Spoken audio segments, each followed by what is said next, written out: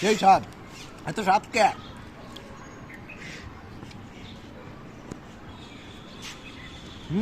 সেই স্বাদ। এখন ড্রাগন কোন দেশি? এটা হলো যে রেড ভেলভেট ড্রাগন। আচ্ছা কীভাবে একদম গাছ পাকা, এরকমভাবে ফেটে গেলে ড্রাগন হয় গাছ পাকা। আমি সবসময় সাজেস্ট করি আপনারা ছাদ বাগানে অথবা বাসার আঙ্গিনায় এরকম ফলের গাছগুলো লাগান এবং পিওর কোনো প্রকার মেডিসিন ছাড়া এই ফলগুলোকে উপভোগ করুন। বাজারের ড্রাগনগুলোতে থাকে টনিক আর না হলে ছত্রাকনাশক।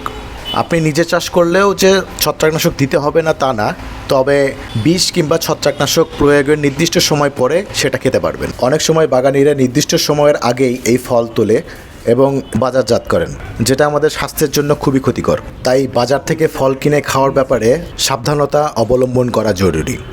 সেই টেস্ট।